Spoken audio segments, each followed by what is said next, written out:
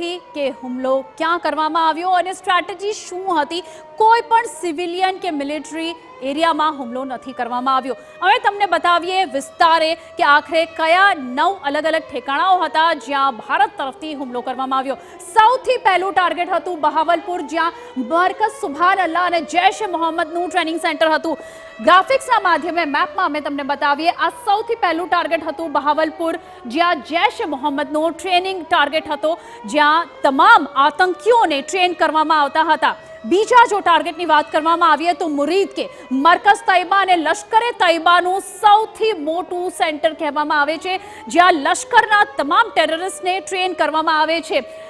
મુરીદ કે આ જે છે આ લોકેશન છે મુરીદ કે, અહીં મિસાઇલથી અટેક કરવામાં આવ્યો હતો અને ટ્રેનિંગ સેન્ટર હતું। ખાસ કરીને તમને જણાવી દઈએ, કસાબે જે અટેક કર્યો હતો અને એને લઈને અહીં જ તેઓની ટ્રેનિંગ પણ કરવામાં આવી હતી। ત્રીજો જે પોઈન્ટ હતો તે છે તહેરા કલા અને સરજાલ જૈશ એ મોહમ્મદનું આ ટ્રેનિંગ સેન્ટર હતું।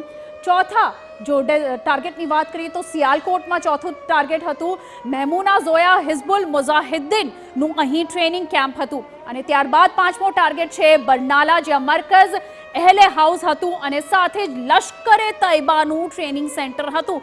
અહીંથી તમામ આતંકીઓની ફંડિંગ અને તેઓની ટ્રેનિંગ કરવામાં આવતી હતી। કોટલી છઠ્ઠું ટાર્ગેટ હતું, અરકઝ અબ્બાસ અને જૈશ એ મોહમ્મદનું ટ્રેનિંગ કેમ્પ હતું।